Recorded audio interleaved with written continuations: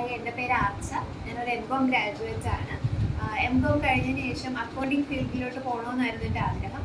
പക്ഷെ ഞാൻ 2-3 ഇൻ്റർവ്യൂസൊക്കെ ഞാൻ അറ്റൻഡ് ചെയ്തു. പക്ഷേ എനിക്ക് ഇൻ്റർവ്യൂ ബോർഡ്സിൻ്റെ ക്വസ്റ്റ്യൻസിനൊന്നും എനിക്ക് കറക്റ്റായിട്ട് ആൻസർ പറയാൻ പറ്റിയില്ല. അപ്പോൾ ആകെ മൊത്തം കൺഫ്യൂഷനായി.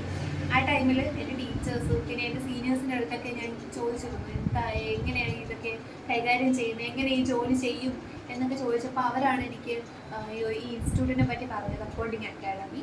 അപ്പോൾ ഞാൻ ജോയിൻ ചെയ്തപ്പോൾ തന്നെ എനിക്ക് കൺഫ്യൂഷൻ ഉണ്ടായിരുന്നു. എങ്ങനെ തുടങ്ങും, എങ്ങനെയായിരിക്കും ക്ലാസ്, എപ്പോഴുള്ള ക്ലാസ് പോലെയാണോ എന്നൊക്കെ കൺഫ്യൂഷൻ ഉണ്ടായിരുന്നു. പിന്നെ സാർ എനിക്ക് അക്കൗണ്ടിങ് ബേസിസിലോട്ട് തന്നെ എനിക്ക് സാർ എടുത്തു വന്നിരുന്നു. സോ ഇതൊരു കൊമേഴ്സ് എൻ്റെ ബാക്ക്ഗ്രൗണ്ടായിട്ട് വേണമെന്ന് എനിക്കിപ്പോൾ തോന്നിയിട്ടില്ല. കാരണം എനിക്ക് സാറേ അക്കൗണ്ടിങ് എന്താണെന്ന് ഇവിടെ വന്നതിന് ശേഷമാണ് ഞാൻ മെയിനായിട്ട് അക്കൗണ്ടിങ് എന്താണ്, എങ്ങനെ ചെയ്യാമെന്നൊക്കെ പഠിച്ചത്. തിയറി ക്ലാസ്സസ് ആയിരുന്നു ആദ്യം എനിക്ക് സ്റ്റാർട്ട് ചെയ്തത്.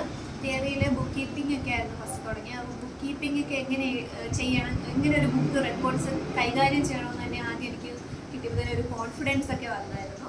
അതിനുശേഷം പ്രാക്ടിക്കൽസിലോട്ട് കടന്നു. പ്രാക്ടിക്കൽസ് മെയിനായിട്ട് നമ്മൾ പല കമ്പനീസിൽ പ്രാക്ടിക്കൽസാണ് ചെയ്ത് നോക്കിയത്. അപ്പോൾ തന്നെ എങ്ങനെ ഒരു വർക്ക് ചെയ്യാം, എങ്ങനെ ഒരു കമ്പനിയിൽ പോയി സർവൈവ് ചെയ്യാമെന്നുള്ളൊരു കോൺഫിഡൻസ് ഒക്കെ എനിക്ക് കിട്ടിയിരുന്നു. അതിനുശേഷം GST ഫയലിങ് എല്ലാം സാറിൻ്റെ കൂടെ ഇരുന്ന് എല്ലാ വർക്കിലും പാർട്ടിസിപ്പേറ്റ് ചെയ്യാൻ പറ്റി.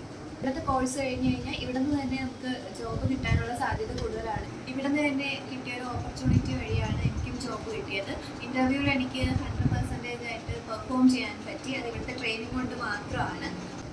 അക്കൗണ്ടിങ് ഒരു പ്രൊഫഷണലായിട്ട് നോക്കുന്ന എല്ലാവർക്കും അക്കൗണ്ടിങ് അക്കാഡമി ഒരു ബെസ്റ്റ് ഓപ്ഷൻ തന്നെയായിരിക്കും.